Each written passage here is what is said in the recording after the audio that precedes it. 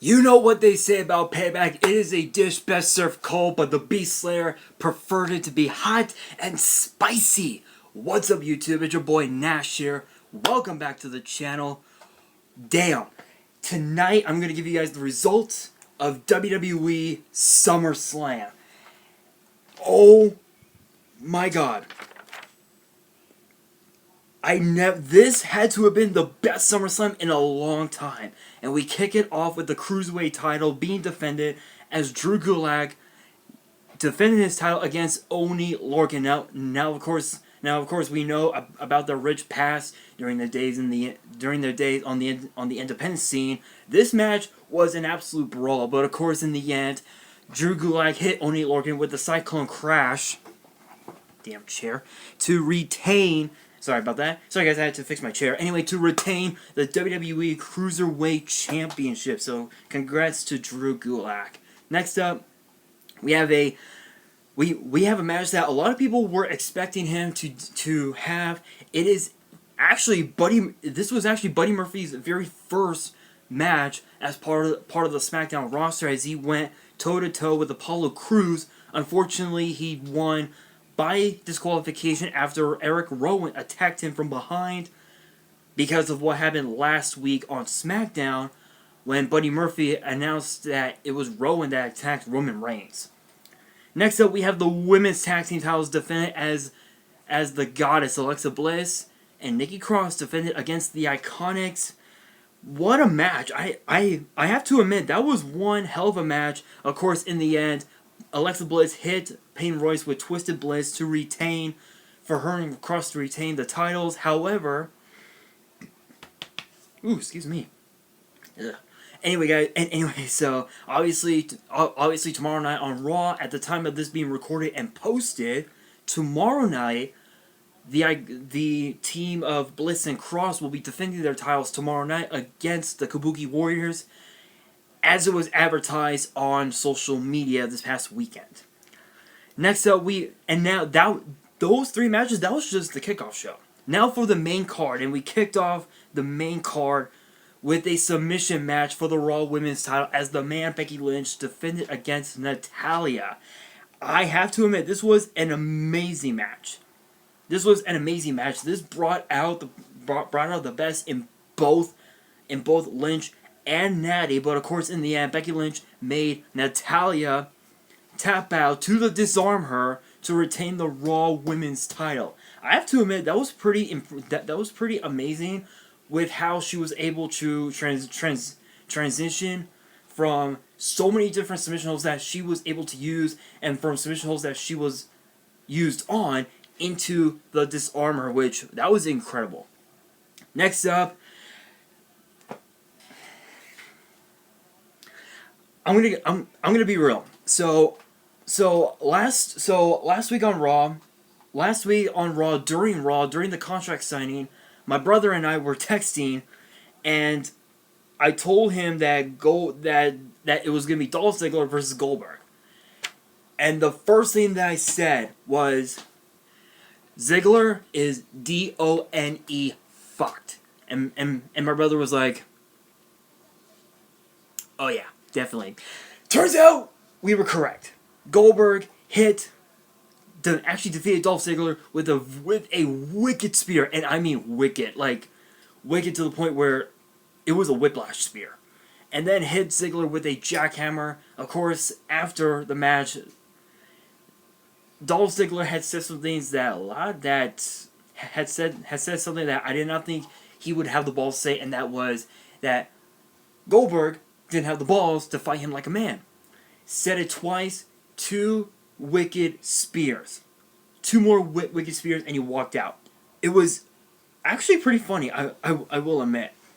Next up, we got the United States title defended as the phenomenal AJ Styles, representing the OC, defended against the one and only Ricochet.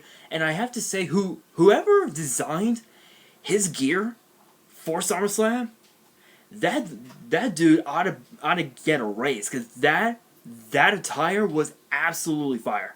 That was an absolute fire gear.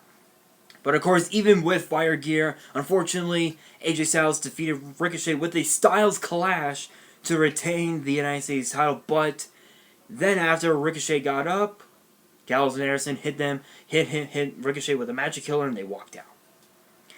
Next up, we have the SmackDown Women's title defended as Bayley defended against Ember Moon in a match we all thought was going to be a classic, and turns out it was. It was a classic. But of course, in the end, Bayley hit Ember Moon with a Bayley to belly to retain the SmackDown Women's title. But of course, when the show went to commercial, sort of, I guess Bayley had lifted her up and they embraced and they walked out together or something like that. I don't know the story about that. Next up, we have Kevin Owens versus Shane McMahon, where the stipulation was if Kevin Owens lost, he must say, "I quit." And Kevin Owens did not say I quit. Because although Elias was the special guest enforcer, thanks to Shane McMahon, it led to Kevin Owens attacking Elias as the enforcer. The referee was down. Kevin Owens had hit Elias with the steel chair countless times, and when he was about to hit Shane McMahon, no, the referee went back in the ring, handed him the chair, boom, boom, a low blow, kicked him down below, hit Shane McMahon with the stunner. 1, 2, 3, done. Big congrats to Kevin Owens. But this next match is going to shock you. Charlotte Flair and Toronto's own Trish Stratus. Another instant classic from Trish Stratus. But unfortunately, Charlotte Flair made Stratus tap out to the figure 8 in convincing fashion. It was a back and forth match, submission after submission. It was incredible. But of course, this was indeed Trish's last match, or so they say. Yeah, that was that was her last match. Next up, we have the WWE title on the line as Kofi Kingston defended against Randy Orton. In the closing moments of the match, is going to shock you. Because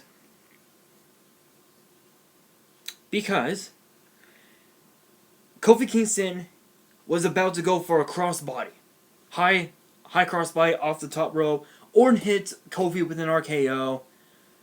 Kofi rolls out from underneath the bottom rope. Ugh. Sorry guys, heartburn.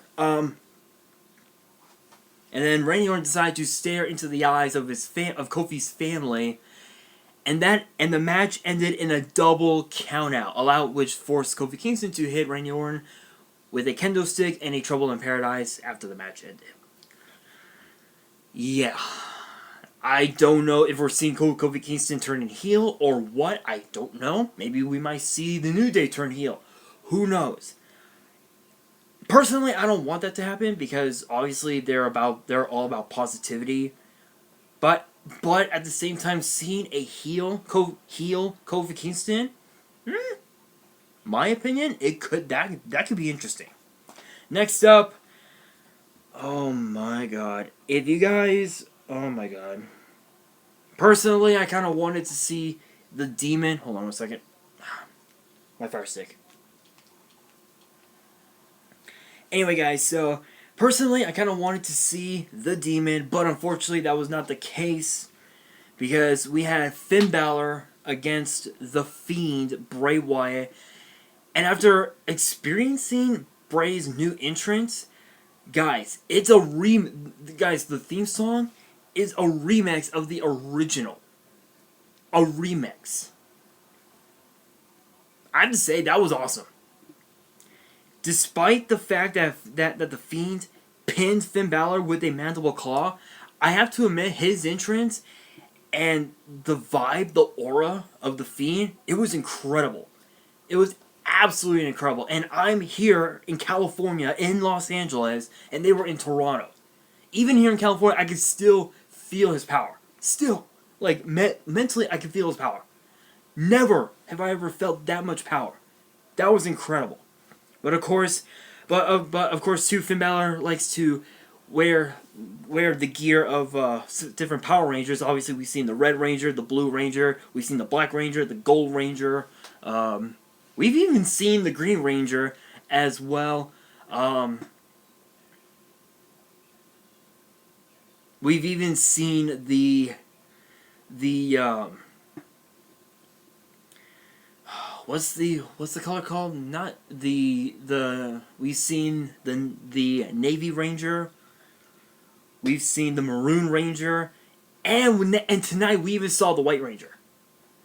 Shout out to Power Rangers. But yeah, again, this was actually all part of Finn Balor wanting to leave WWE, take some time to take a couple months off, spend time with friends and family. Oh, damn, my foot. And I think this might have been the best way to go. I told you guys at the top of this video that revenge was a dish best served cold, but the Beast Slayer Seth Rollins preferred it hot and spicy. The main event. Hold on, let me move my camera for a second. There we go.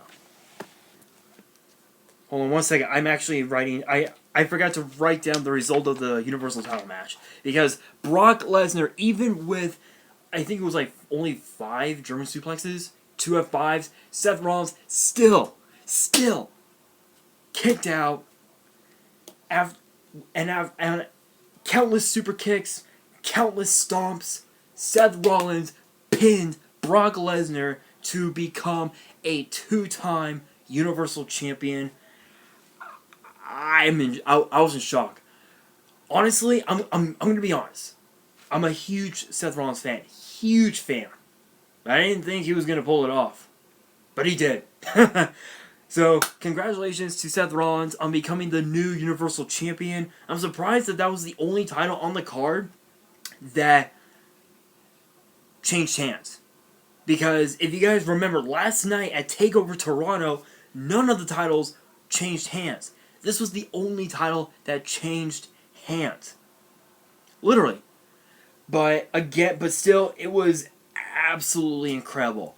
But with that being said, that is going to do it for the results of SummerSlam. Hope you guys enjoyed. If you did, smash that thumbs up button. If you guys are new to the channel, hit that subscribe button. Hit that notification bell so you guys don't miss out on any new content that comes your way. And on that, this is your boy Nash, signing out.